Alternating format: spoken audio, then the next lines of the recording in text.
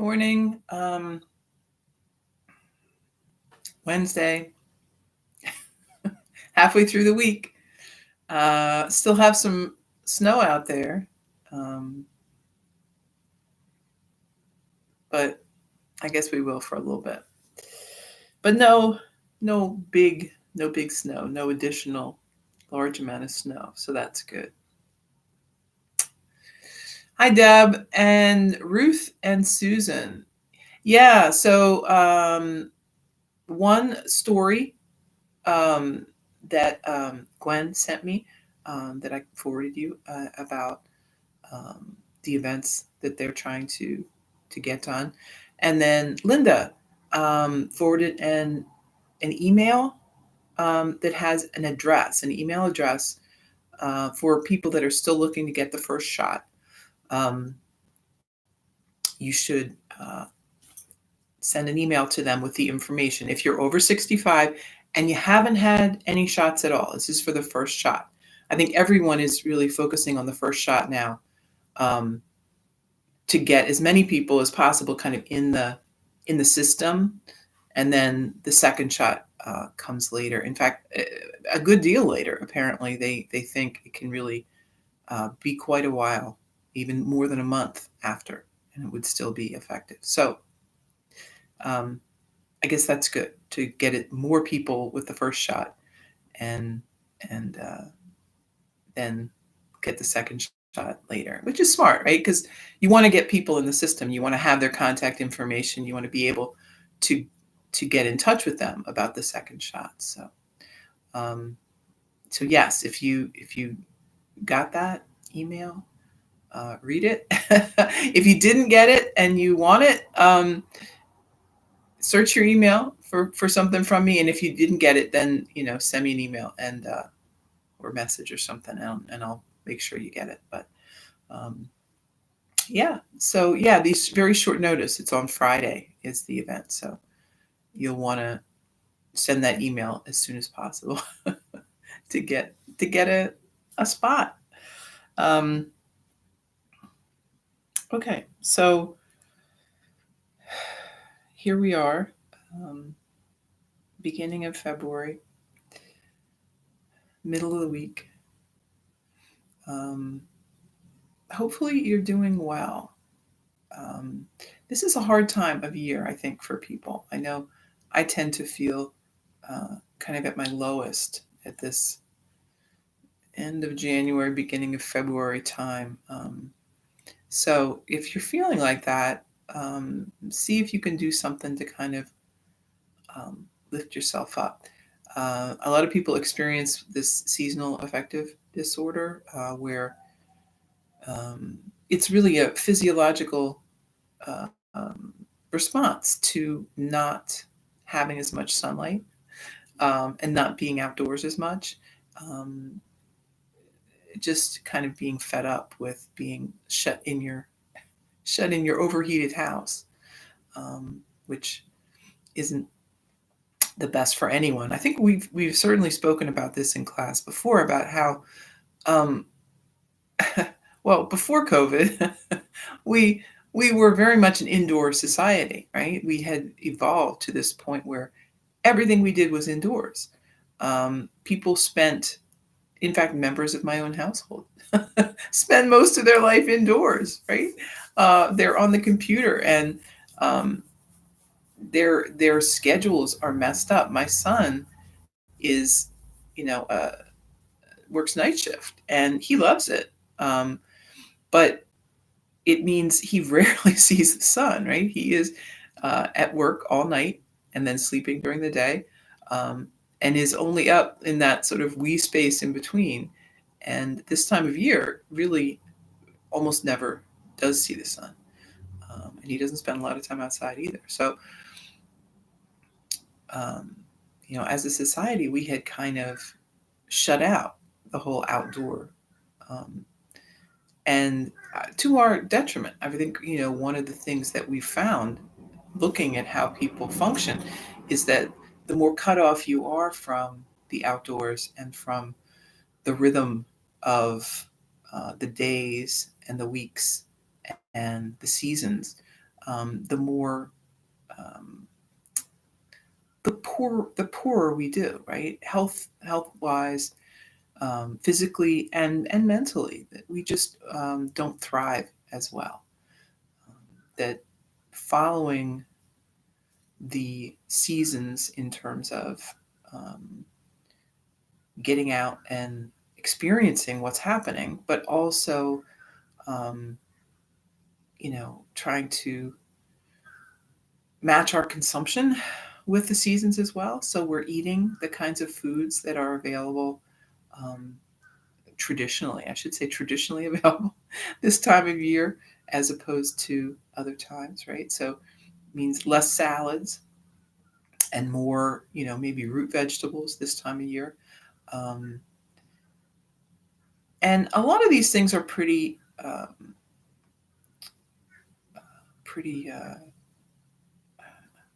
want to say elementary, but that's not the right word, right? They are pretty. They are something that you want anyway. They are. If you are listening to kind of what your body is telling you, you'll make these choices naturally. They're not something that you have to impose upon yourself, right? And I certainly notice this time of year, I feel like a bear, right? I just want to like sleep a lot. I want to hibernate and maybe eat some honey. I don't know, or or something else that bears like that, um, is just something good and comforting and carries you through. Um, so, Ayurvedically speaking, we're in the winter, right? Um, but with Ayurveda, spring comes pretty quickly. So spring and what we start to do with spring will actually come at the beginning of March. And um, in a traditional sense, um, food was scarce, right? So it got scarcer and scarcer over the winter. And I will always remember reading, Little House on the Prairie, and I'm sure you probably read those books too. And the one thing that really stuck with me was how hungry they got in at the end of winter when things had what they had stored was gone, and they ended up eating seed corn at one point, which was pretty terrible because that was what you needed for the next year. So you were really eating into your survival for the whole next year. Um, but again, you had to do what you had to do to survive. So that sort of late winter, early spring was a time traditionally where there wasn't a whole lot to eat, and what there was kind of leftover, maybe bitter things that you would find. Um, so in Ayurveda, the spring is a time for fasting and is a time for lightening up, right? So all of that food, the sort of heavy, starchy things that maybe you ate all winter, um, because traditionally, that would be what you had stored, in your root cellar. Um, but eventually that runs out, and then you have to eat what's fresh. But unfortunately, in the spring, not too much early on. And I know this because if you ever sign up for a CSA, which is so CSA is what it's short for community supported agriculture, and it's like a farm share. So a lot of places do it now, and you basically give them a chunk of money, and then they give you a box of vegetables or whatever it is that they have. One of the best CSAs I ever had was somebody that had a fruit orchard too, and it was up like right on the border of Pennsylvania, and um, they always gave you so much fruit too, which was really great. But it was a long drive, so we stopped doing that. And but yeah, if you ever do that, when you start, you're like, oh my gosh, this is what I spent all this money, and I'm getting this tiny little box of food.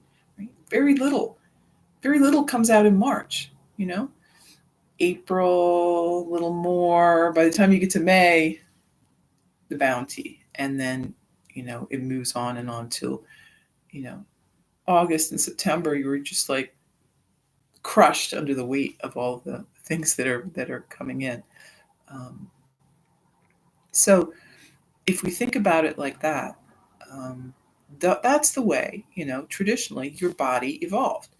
Um, there was more to eat in the late summer, fall, and there's a lot to be stored. Um, so if you think of that, those are the times that you're really kind of storing up to get you through. So if you put on a little extra through the fall and early winter, good for you. You're gonna make it through the year. That's good. Because then when you get to February, March, maybe the beginning April, there might not be too much left.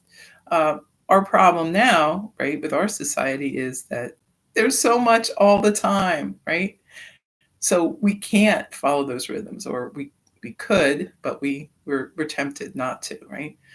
Um, so we have kind of artificially changed our ecosystem in that way. But we can still think about it that way, right? That that's a time to lighten up. And in Ayurveda, it's a traditional time to go on like a cleanse, or um, kind of what they call a fast, but it isn't really a fast. It's more of a um, because you're not like stopping eating, but you're changing to a more simple diet. So um, it's called khichdi, which is um, what they recommend for these things. And khichdi are really great. I think I have a link to it in the um, at the YouTube thing with a recipe. Khichdi is a really good food for any time you want to just give your digestive system a break. Um, it's very simple, easily digested, very nutritious. It's beans. It's basically beans and rice, and then you can add vegetables if you want. But the basis is the beans and rice, which is that beans and rice form that perfect protein when they're eaten together. So that's why they're so popular in so many cultures, which is amazing to me, right? When you think thousands and thousands of years ago, how did they know this?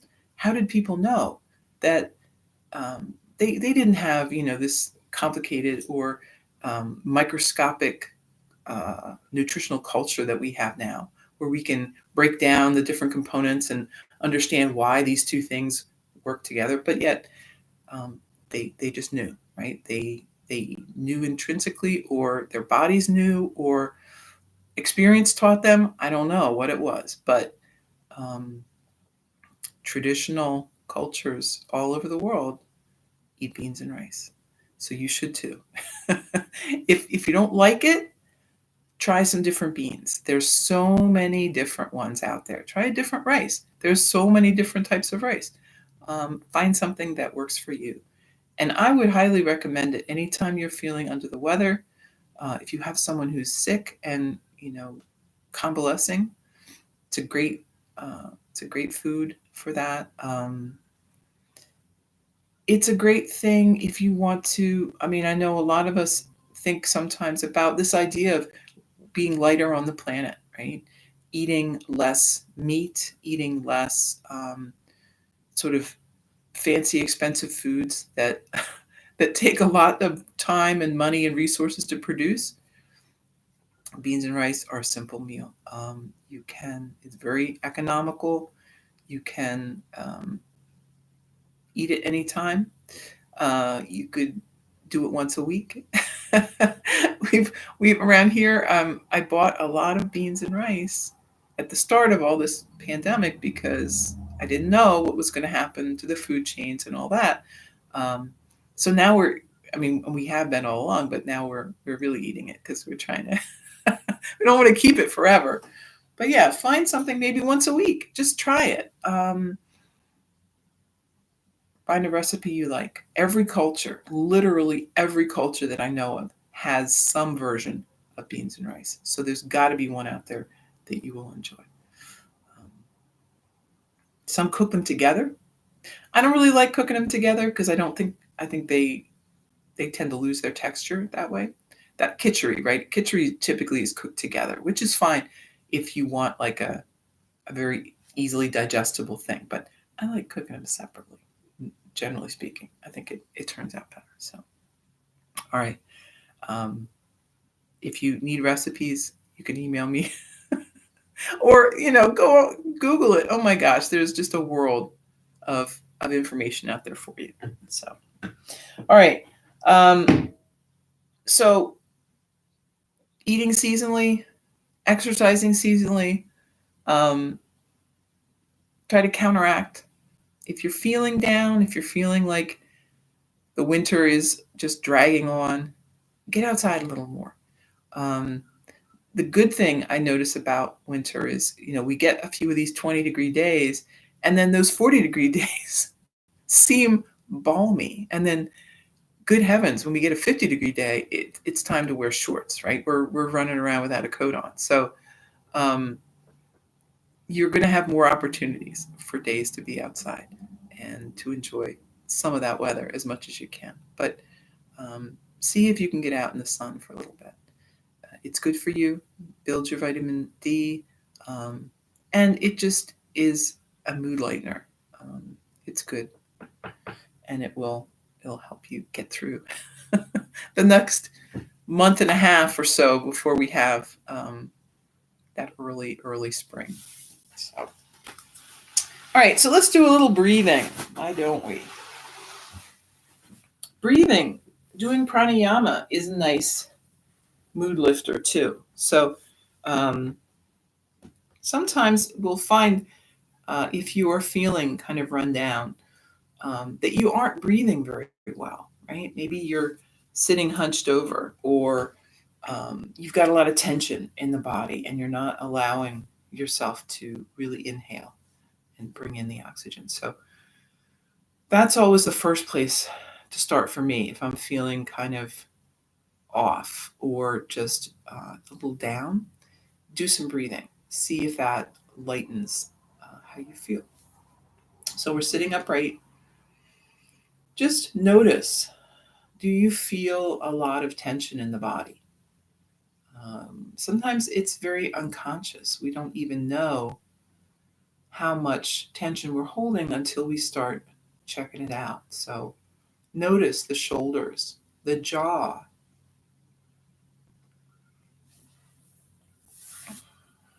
the chest, and moving down into the belly, the abdominal area.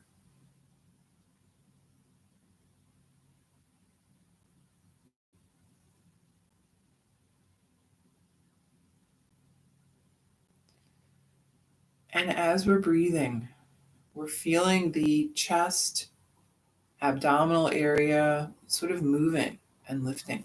You can bring your hands down onto the belly. And ideally, with that inhale, you should feel some movement. If you don't, you are probably holding that area a little too tight.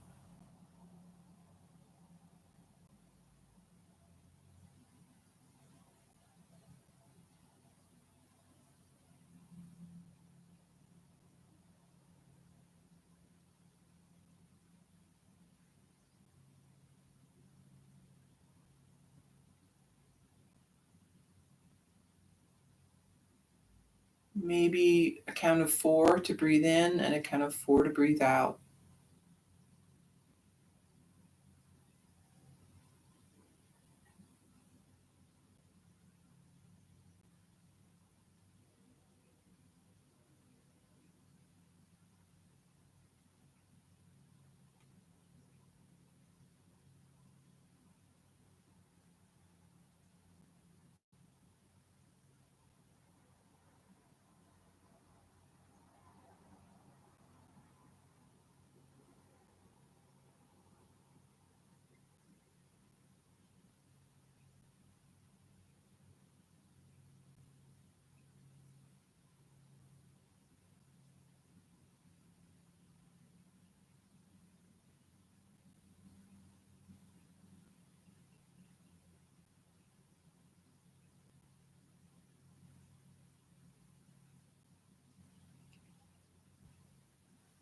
And then just coming back to normal breath. Another thing I wanted to mention that just occurred to me was something else that is great this time of year. If you are a gardener, even if you aren't a gardener, get some seed catalogs. So I honestly think that seed catalogs are designed to lift people up during the seasonal depression era, right? So January, February, this is when the seed catalogs come out. And they're beautiful, they're colorful, they remind us of what is to come, making us think of warmer days, making us plan ahead. So they are a beautiful thing to have in your life. And if you don't want a paper catalog, go online and look at the seed, look at the options available. So many beautiful stuff. And you can always every year I dream about this beautiful garden I'm going to have, and it never turns out that way at all. But in my head, it's really amazing. And so at least in January, February, I can have big dreams and big hopes for my future garden. Um, that may or may not be as great in real life, but uh, it's a nice thing, planning for something like that.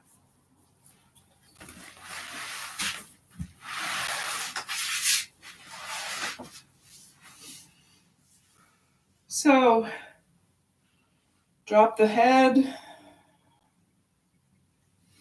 keep the shoulders relaxed, and then moving around to a big circle.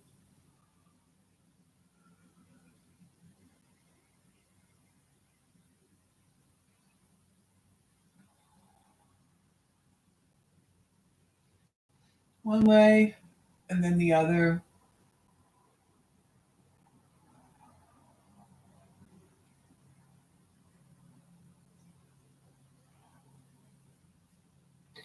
Back to center, lean forward, move around.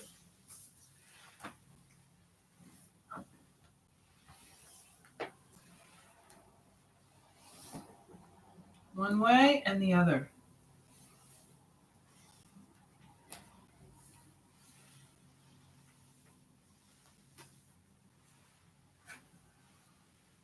Back up. Arms wide, take a deep breath. Exhale, hands together. Inhale and exhale. Inhale, exhale. Interlace the fingers. Lift the hands. Gaze up. And then arms down by your side. Inhale, lifting. Exhale, lower. Inhale and exhale. Once more. Lifting up. Right hand by your side, reach across.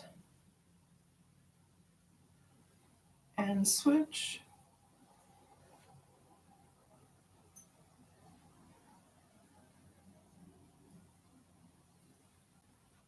Left hand on right knee, right arm behind. Sitting up tall. Take a twist.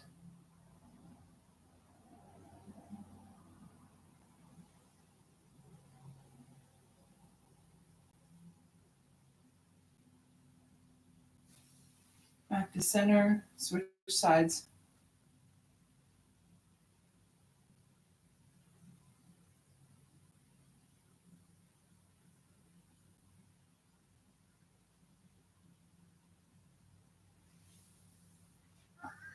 And back to center. Walk the hands out in front.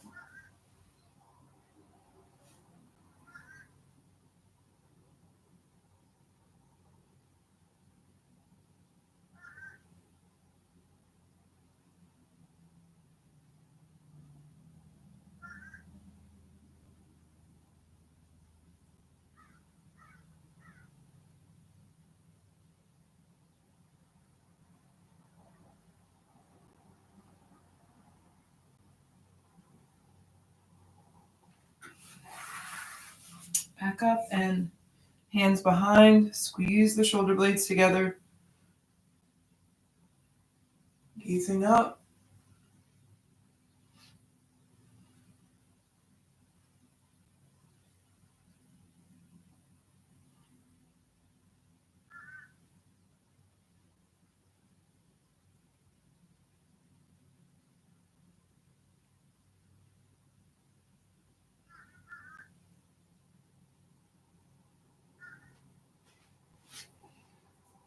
And then back up. Let's bring the arms up overhead.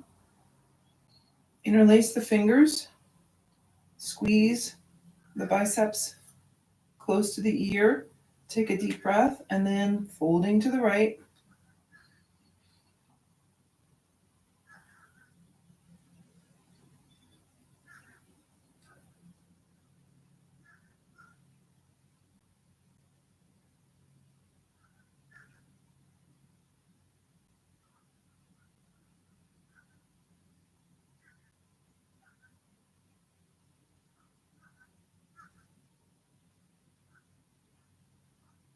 One back up, take a breath, moving left.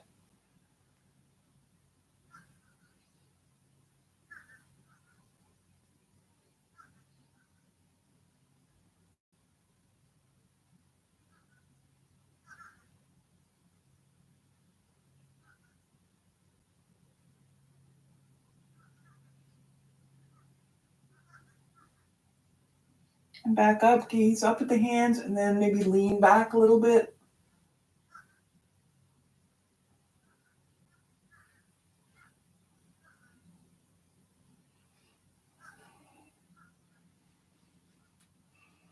And then hands back to center. Let's bring soles of the feet together.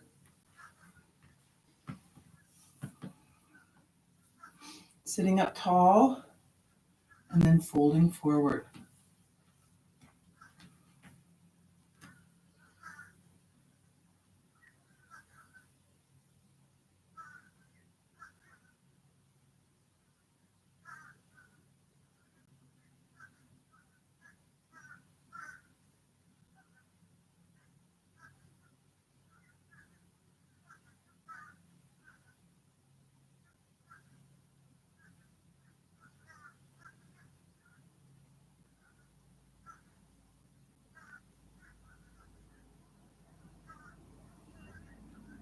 Back up, lift the knees. Let's catch a hold of the toes. Lean back a little. Find your balance. And then extension halfway or the whole way. I haven't tipped over doing this in a long time, but some days it feels pretty close.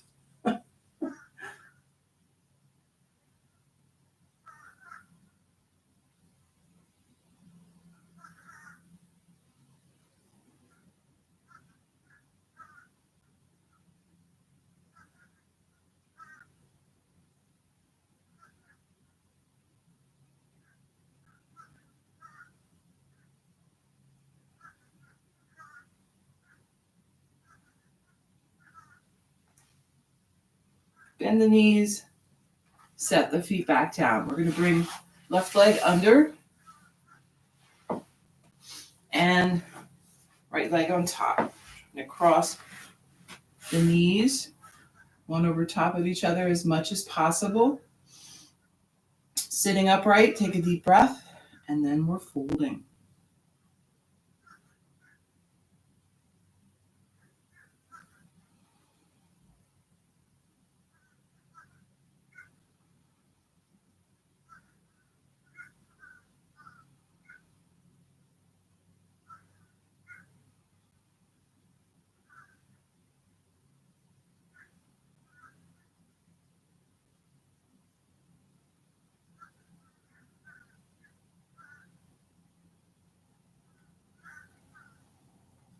Back up. Move the legs around. So now right is under, left on top.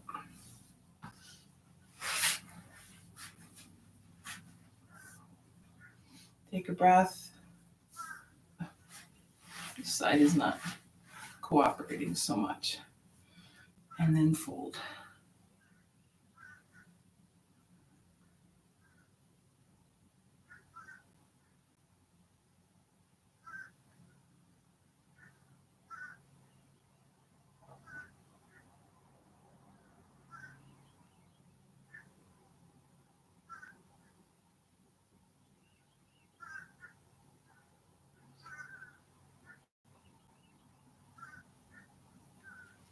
And back up.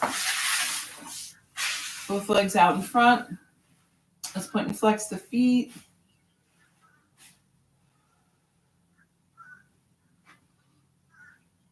Moving around.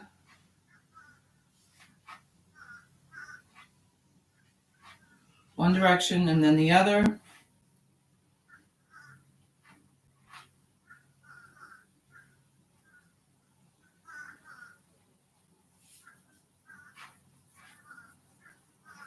And then we're going to bring the legs wide on the mat.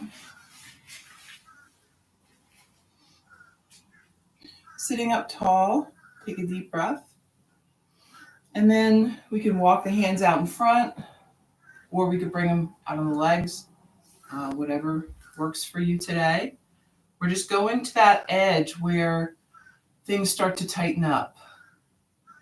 So you'll feel that in this inner thigh, maybe right around this knee area. Breathe.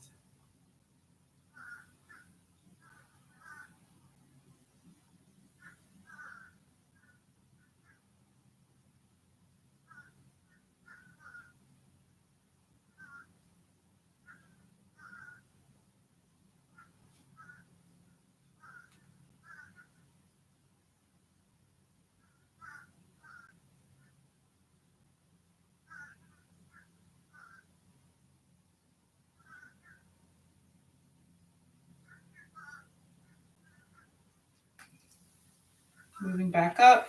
Let's bring the feet closer, so maybe the width of the mat, thereabouts. Take a deep breath. We're kind of lengthening through the body and then leaning forward a little.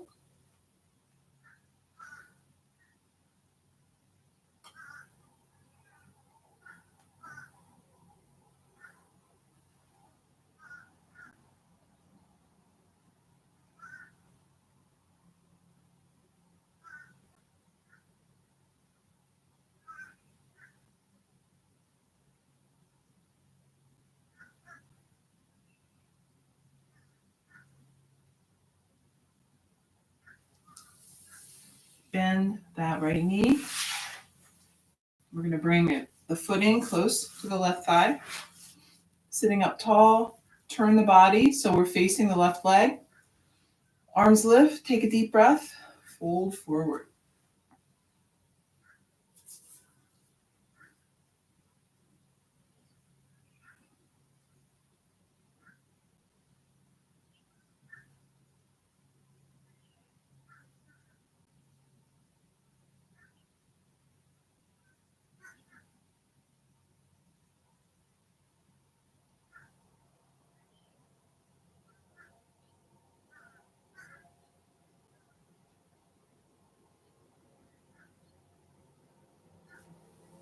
And then coming back up, let's switch.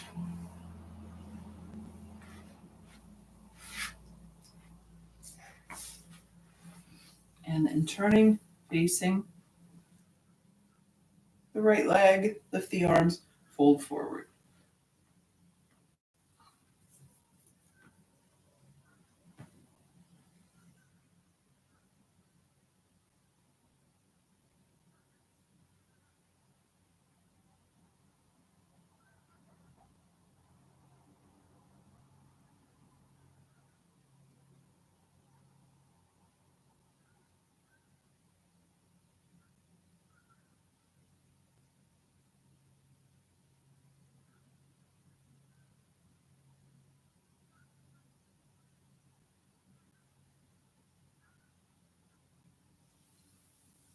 And coming back up, both legs out in front. Deep breath in, fold forward.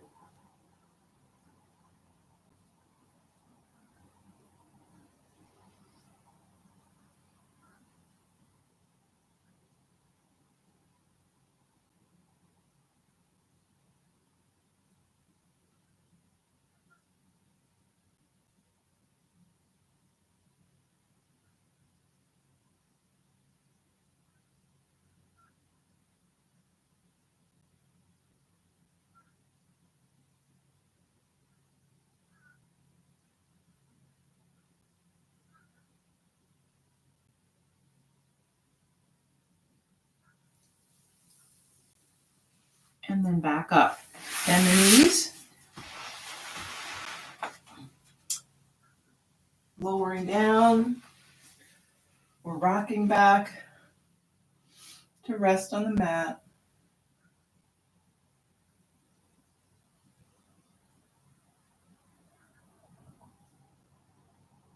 Find your place here.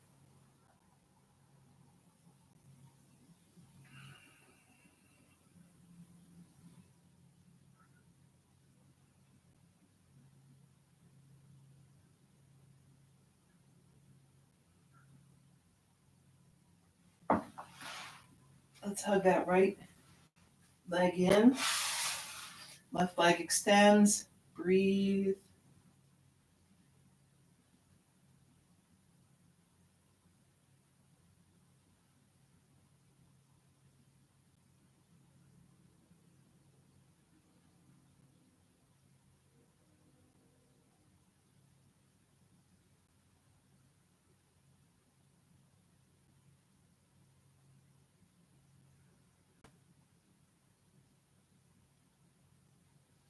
Then lowering that right knee out to the side.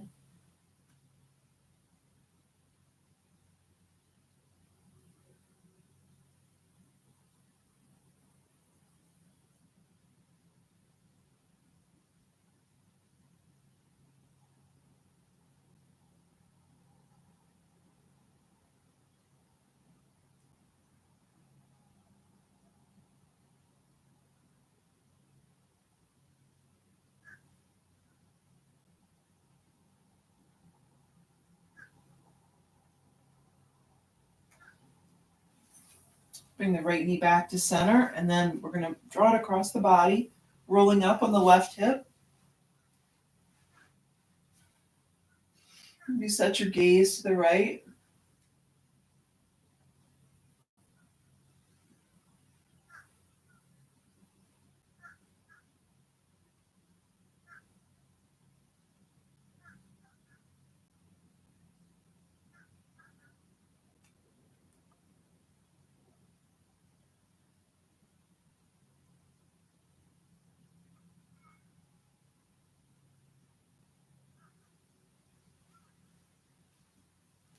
Breathing back to center.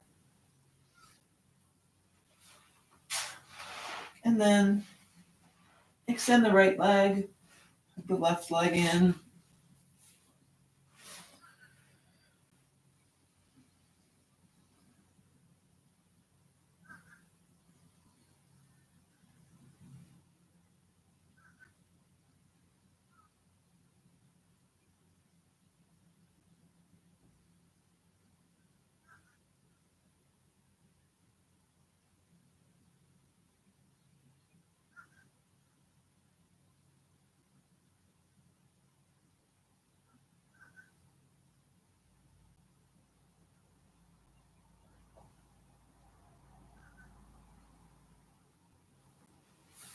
Lowering out to the side.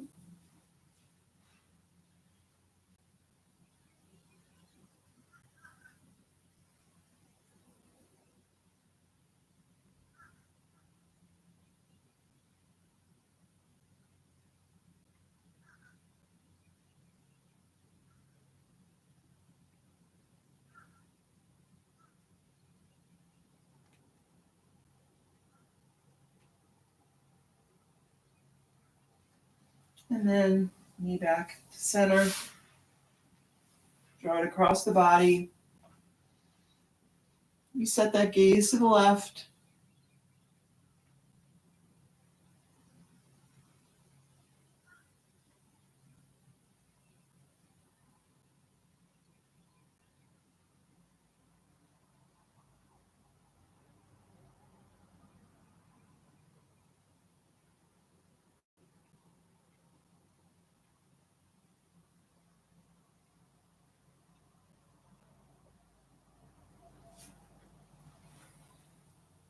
And then back to center. Extend both legs.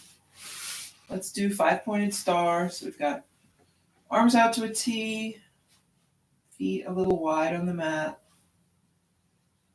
Relax and breathe.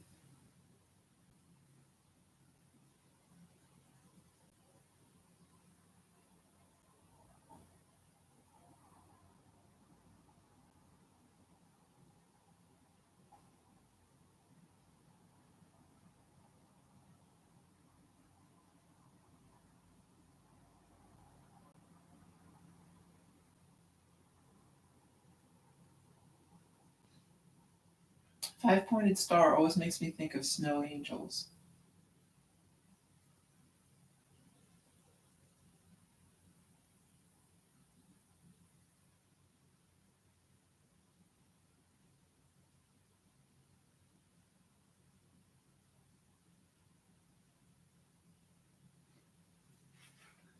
And then bringing everything back to center. We're going to do a regular bridge. Maybe regular bridge and then supported bridge. Or you can skip straight to supported bridge if you want. Heels back, close to the body, hands by your side. Press down, lifting up.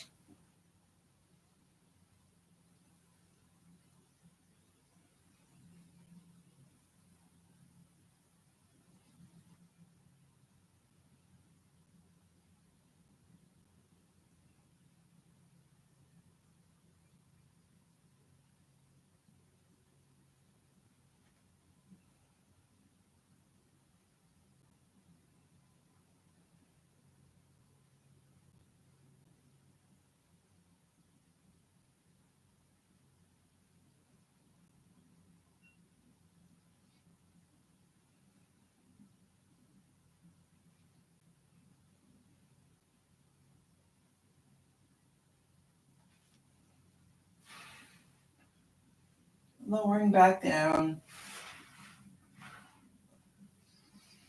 Let's get a block if you want to do supported bridge. Lifting up. And then resting on the block. Take a few breaths.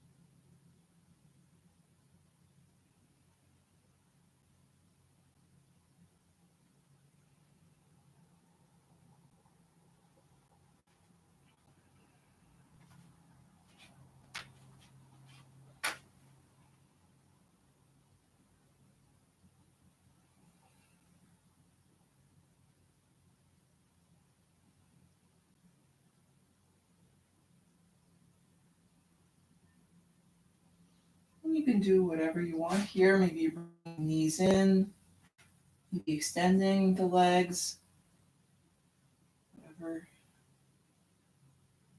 is working for you today.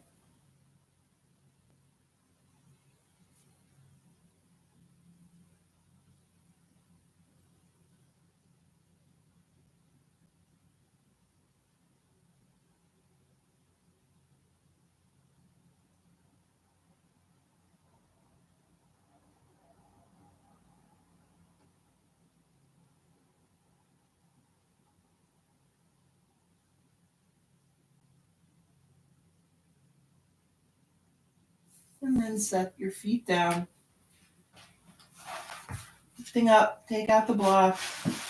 Soles of the feet together, knees apart. Breathe.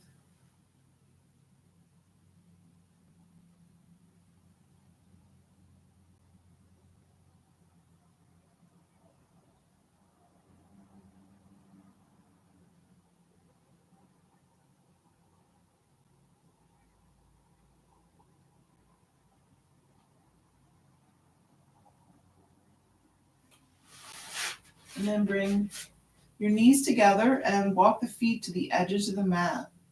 So your knees are kind of bumping together. Arms to a T or goalpost arms. And then we're lowering both knees to the right. You might gaze to the left.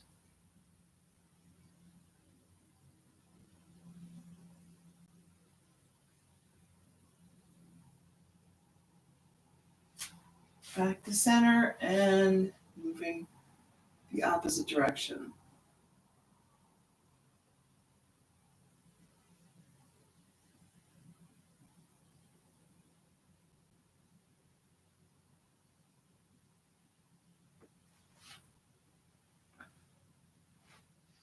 Back to center.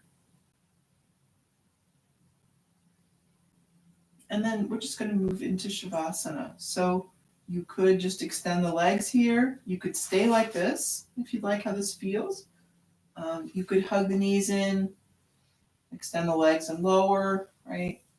Whatever prep you want to do to get yourself in the right place for Shavasana. There's no wrong choices there, right? Lots of ways to get there. Find what works for you today.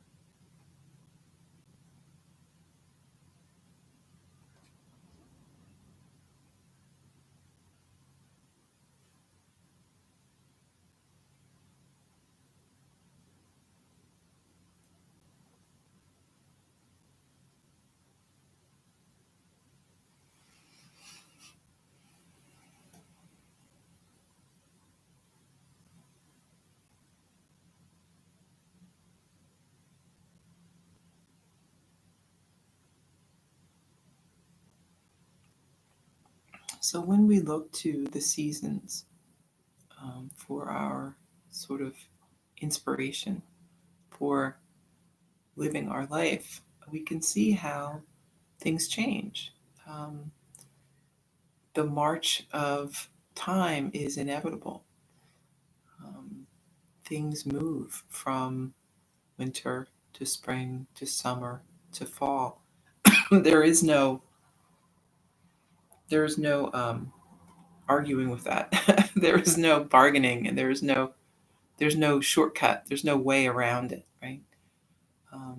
We may certainly get some different days in there, but um, it's pretty reliable, right? We can count on things changing. So if we have a rainy day, we might have a couple rainy days, but we know the sun's going to come out again. And in that same sense, our life is changing. We are going to have hard times. We're going to have dreary times, boring times, but we're also going to have joyful times and interesting times and times to remember. Um, our lives are made up of both. So we can't have one without the other, just like we can't have fruit and flowers and all the beautiful things that we love without some rain and some snow and some cold weather too.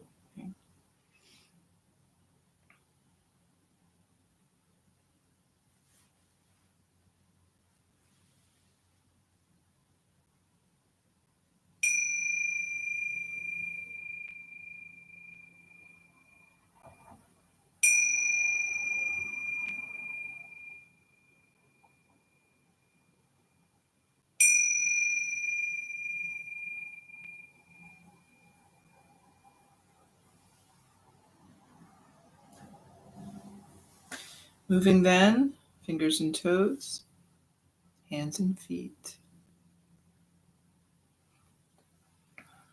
and making your way up to a seat. Let's bring hands together, breath in and out.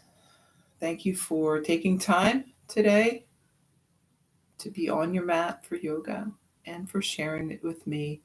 I hope you have a lovely Wednesday. Namaste.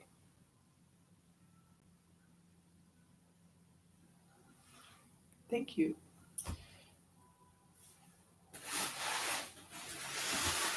All right. You know what time it is. 5-minute meditation. Keep that peaceful state of mind. Sitting comfortably, breathing comfortably.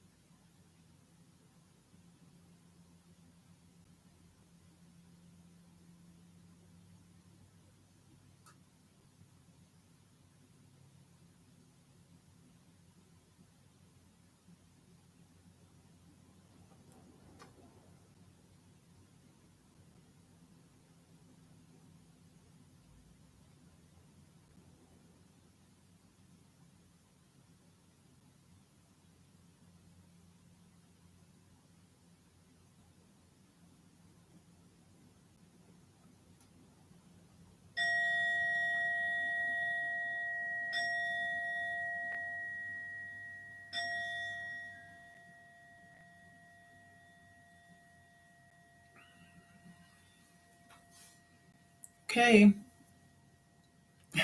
we're back. Um, enjoy your day. This is the only February, 3rd?